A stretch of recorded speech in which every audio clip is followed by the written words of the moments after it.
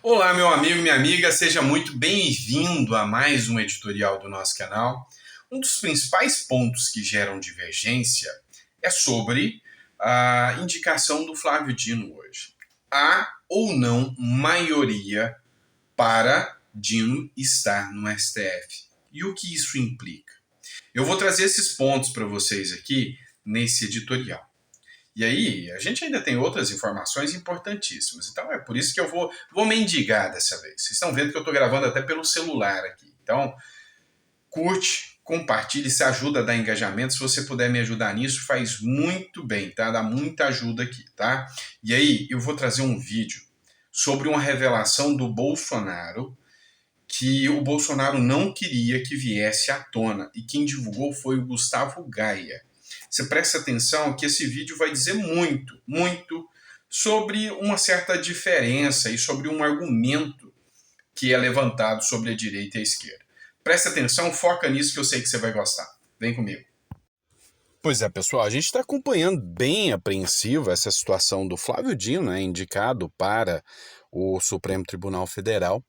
E aí, a gente está acompanhando dois tipos de narrativa. De um lado, a esquerda já conta que o Flávio Dino tem como certa a aprovação no Senado Federal, que já dialogou, que já conversou, que já fez a sua campanha política para ingresso, né? Porque, na verdade, é uma verdadeira campanha política, sair de porta em porta pedindo voto. Isso é campanha política, onde os votantes são só os senadores. Então, isso aí já está feito. E aí o Flávio Dino já foi, dialogou e falou que já tem os 50 votos que precisava. Na verdade, precisa de 41, mas disse que já tem 50. Já por outro lado, alguns parlamentares, como o Jorge Seif, por exemplo, aqui, estão divulgando um placar aqui de negociação acerca de quem é a favor e de quem é contra o Flávio Dino. E aí, de acordo com esse placar que o Jorge Seif divulgou, 21 já se declararam contra, já são contrários ao Flávio Dino, o que ainda sobra 60 aí, né? 60 pessoas para a gente ficar de olho. 15 já se declararam a favor do Flávio Dino e 45 disseram indefinidos, ou seja, disseram ou não quiseram contar em quem vão votar. E se aí se o cidadão não quis contar em quem vai votar, meu amigo, já espera que é pro lado deles, né? Então, assim, infelizmente, nesse caso aí do Flávio Dino, eu já estou contando que até 2043 ou mais, nós vamos ter que aguentar o Flávio Dino aí no Supremo Tribunal Federal. Então, essa é a minha visão. Mas eles estão contando que vão conseguir barrar. Mas o negócio é fazer pressão em cima dos senadores. O negócio é ter pressão, né? Ele escreveu aqui, ó. O STF precisa de ministros que possam atuar de forma justa e imparcial. Falar em imparcialidade do Flávio Dino é ser muito inocente ou muito hipócrita, tá? Não há como um ministro que vem da política, um ministro que é arraigado nas pautas políticas, querer apresentar aqui de forma alguma qualquer atuação imparcial. Isso é impossível de acontecer. É óbvio, é nítido que haverá uma atuação política pelo ministro Flávio Dino. E já que nós estamos falando disso, olha só, ontem ele fez uma publicação aqui onde ele agradeceu o ministro da Defesa, o Múcio, e todos os militares por terem homenageado o Flávio Dino, tá? Ele escreveu o seguinte: agradeço a homenagem que recebi com a outorga da Ordem do Mérito da Defesa, que tem por finalidade premiar relevantes serviços às Forças Armadas. Estas têm ajudado bastante o Ministério da Justiça em muitas missões, sobretudo em portos e aeroportos fronteiras. Agradeço ao Ministério da Defesa e ao comandante do Exército, Marinha e Aeronáutica. E aí, efetivamente, o Flávio Dino prestou muitos serviços às Forças Armadas. Um deles foi chamado de golpistas, de extremistas, foi tê-lo ofendido todos os militares, vários generais, dizer que eles mereciam ser presos. Esses foram os serviços mais relevantes que o Flávio Dino fez. Porque, efetivamente, os militares estão caindo em descrédito frente à população, frente aos brasileiros. E aí está aqui a homenagem dada ao Flávio Dino, o que gerou uma repercussão muito negativa por várias pessoas que não têm muita afeição à figura do Flávio Dino, assim como também muitos outros que não têm mais afeição à figura do Exército Brasileiro, né? E aí essa homenagem aí gerou muitas e muitas críticas. A matéria que eu quero tratar agora com vocês é uma matéria da Veja. Voltaram as capas feitas pela Veja e agora, com inteligência artificial, pode ter certeza que as capas voltam com toda a força. Então, soma-se aqui a Veja, o Estadão, institutos que não estão felizes com Lula e com o sistema, porque não devem estar participando do sistema. A verdade é essa, né? Vamos ser sinceros aqui que a verdade é essa. Mas assim, eu fiz um outro editorial, não sei se você assistiu, nesse editorial eu segui uma sequência de capas da Veja que levaram até o impeachment da Dilma Rousseff. E a sequência de capas agora apresentada pela Veja volta a ter críticas aqui contundentes ao Lula e aos jogos de poder. Olha só o que diz a matéria da Veja. A estratégia de Lula para ampliar o raio de influência do Executivo sobre o Judiciário começou a ser colocada em prática com a indicação de Cristiano Zanin para a vaga que surgiu no Supremo Tribunal Federal, no início do ano. O presidente não hesitou em enfrentar o desgaste político de bancar a candidatura de seu advogado pessoal, que acabou aprovado pelo Senado sem maiores turbulências. O mesmo não deve acontecer com Flávio Dino. O atual ministro da Justiça é mais que um simples aliado histórico do mandatário. No governo, ele se destacou pelas muitas polêmicas na quais se envolveu. Alvo predileto dos bolsonaristas, criou atritos com militares de alta patente, se estranhou com o deputado Arthur Lira, o poderoso presidente da Câmara, deu as costas para petistas importantes e enfileirou embates pesados, com um número sem número de parlamentares de oposição, o que pode e certamente vai lhe render dificuldades durante a sabatina no Senado, onde estão os necessários 41 votos. Mas o que eu quero tratar com vocês ao discutir essa matéria da Veja? Eu quero tratar com vocês o seguinte: a Veja já está dando os sinais de alerta do aparelhamento do judiciário pelo Executivo. A Veja já está dando os sinais e os alertas da venezuelização do Brasil com todas as cartas na mesa.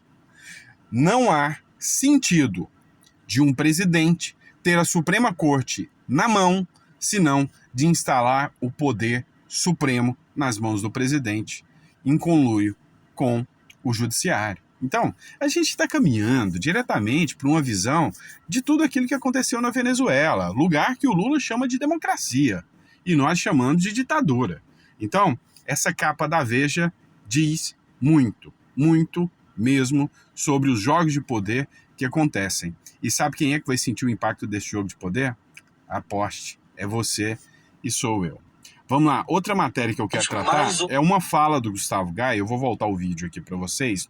É o seguinte: o Gustavo Gaia fez uma publicação aqui curiosa, né, sobre um dinheiro que foi depositado na conta do Bolsonaro. E aí aconteceu uma coisa inusitada aqui. Eu vou voltar o vídeo aqui, eu vou colocar para vocês. Assista aqui esse trecho do vídeo do Gustavo Gaia. Olha só. Honesto que esse Brasil já viu. Vou contar uma história para vocês. E eu nem pedi permissão pro Bolsonaro para contar isso, porque eu acho que se eu pedir, ele não vai deixar. Então eu já vou fazer logo. Depois, se você quiser brigar comigo, que brigue. Mas o Brasil precisa entender o tipo de presidente que a gente teve e que a gente vai voltar a ter. Esses dias para trás, meu gabinete recebeu uma ligação de um cara desesperado. Desesperado porque ele foi comprar um carro e aí ele foi passar o Pix para a concessionária. Acho que chamava Jair alguma coisa a concessionária. Só que ele, por engano, passou R$ 34.600 para a conta do Bolsonaro. O que acontece? O cara ficou desesperado. Meu Deus do céu, passei R$ 34.600 para a pessoa errada, para ser presidente. Por que ele tinha a conta do Bolsonaro, né, o contato? Porque durante aquela época da vaquinha, daquela campanha que a gente fez, ele salvou o contato do Bolsonaro, né, o Pix do Bolsonaro. Então, ele conseguiu, porque estava salvo, passar esse valor muito acima do valor limite. Passou R$ 34.680. E aí ele saiu ligando para os gabinetes, ligou no meu gabinete, contou essa história lá. O que eu fiz? Peguei, liguei para ele e pedi o comprovante. Ele me mandou o comprovante, liguei para o Bolsonaro, falei: Bolsonaro, aconteceu isso, um cara passou R$ 34.600 para sua conta, tá aqui o comprovante, você pode devolver. No dia seguinte, o Bolsonaro devolve R$10.000, porque é o limite, esse cara não estava registrado na conta dele, então ele passou o valor limite, R$10.000, e aí hoje terminou de passar os R$24.680. Se fosse o Lula, você acha que ele teria devolvido esse dinheiro? Se fosse qualquer integrante do PT, ou Alckmin, né, o Chuchu, esse dinheiro teria sido perdido.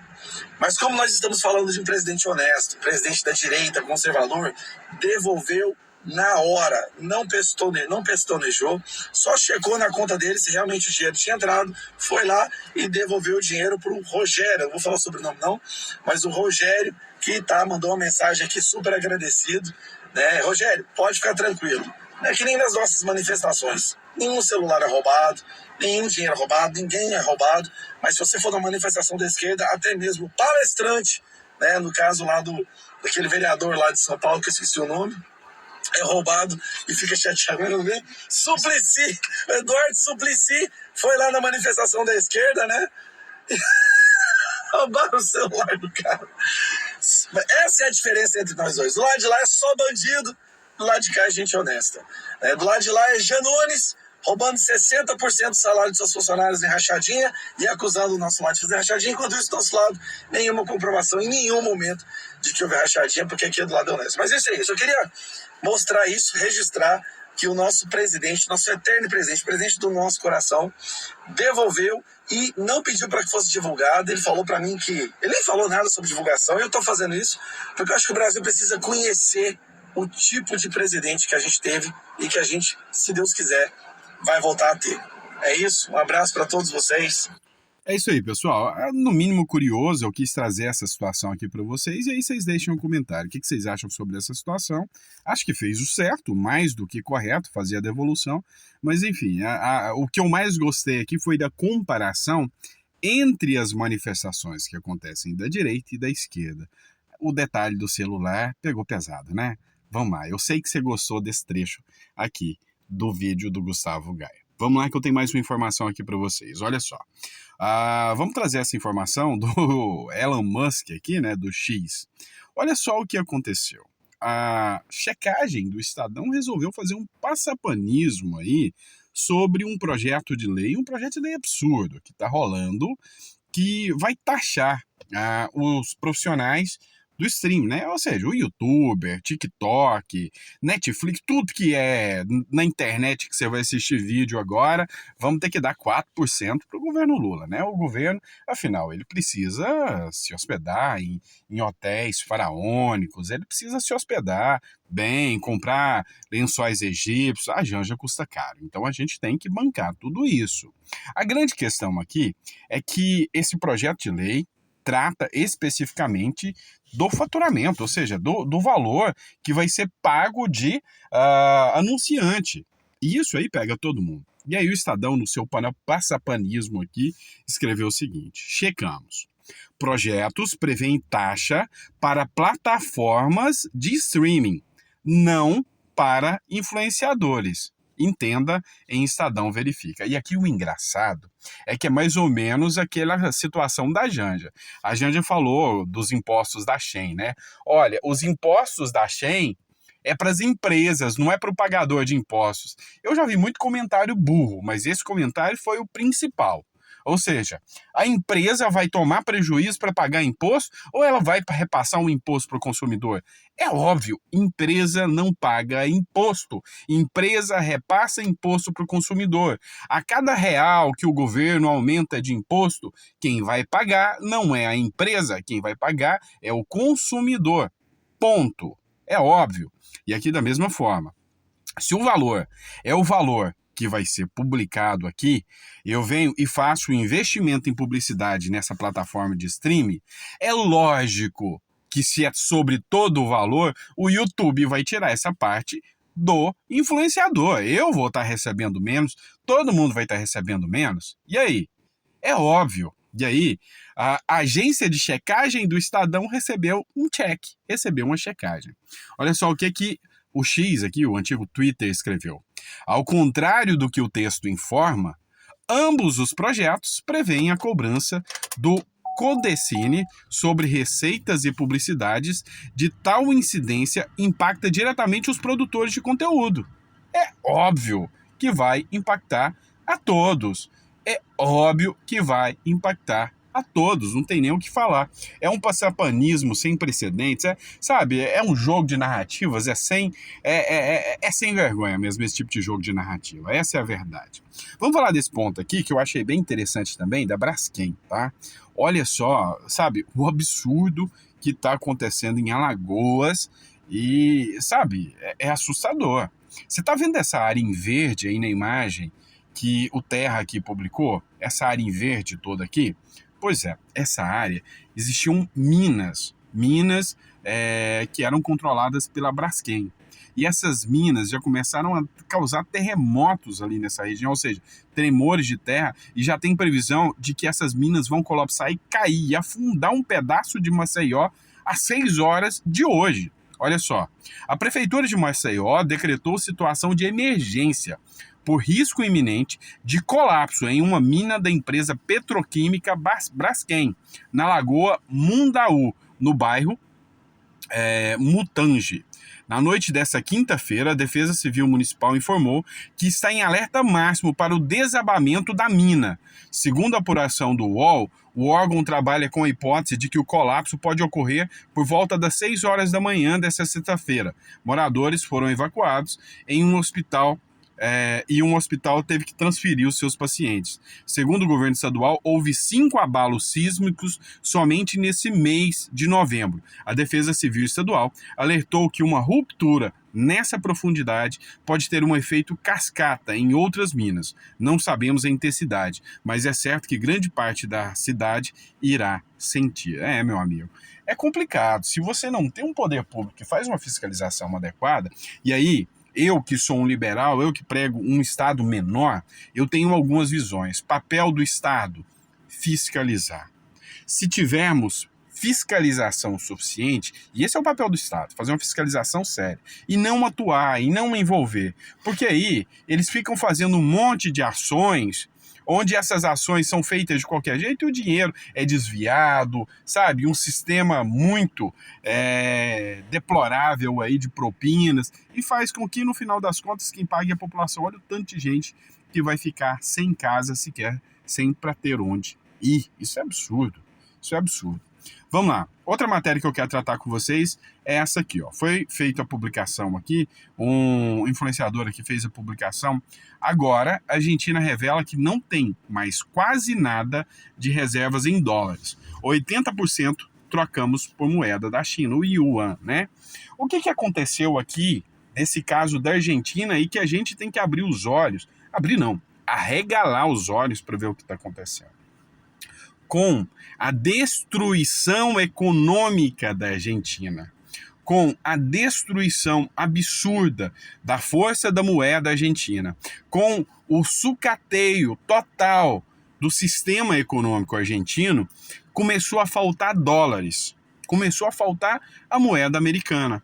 E aí, para poder negociar, a China ofereceu a sua moeda, e essa moeda chinesa começou a circular, ou seja, um plano da China para que o dinheiro chinês comece a ganhar força frente ao dólar, ou seja, China querendo derrubar os Estados Unidos. E aí a pergunta que eu tenho, porque o BRICS está apostando nisso, a Argentina, um país quebrado, um país com a economia em frangalhos, entrando no BRICS, com a gestão do Sérgio Massa, entrando no BRICS, um país quebrado.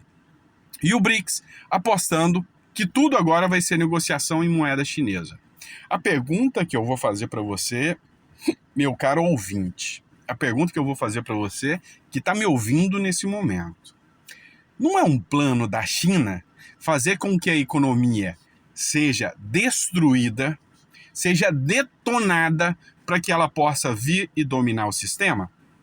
Pois é, você não acha que foi muito cômodo e favorável para a China esse sistema ter sido dilacerado? E para o Alberto Fernandes, o que acontece? Não acontece nada. Ele é uma pessoa que está aliada à China. É um cara que vai estar com a vida feita pelo resto da vida. Você acha que está se importando com o resto da população que morreu, que está passando fome? Não está nem aí. E aí, a minha pergunta para vocês é: Será que aqui no Brasil não estamos indo no mesmo caminho? O colapso econômico, a proposta de colocar a moeda chinesa como moeda forte, uma falsificação de dados e de informações sobre a economia que está em colapso sim. O Brasil não está bem na economia e muita gente aí pagando de que, nossa, a economia está muito bem. Não está muito bem. Será que a gente não está indo pelo mesmo sistema, não? Será que a gente não está vendendo o Brasil inteiro para a própria China? Ou seja, vamos quebrar o país fica propício demais para a gente implementar a moeda chinesa aqui. Qual que é a sua opinião sobre isso? Queria saber a sua opinião. Coloca no comentário, tá bom? Vamos lá. Por fim, mas não menos importante, quero tratar com vocês dessa matéria aqui.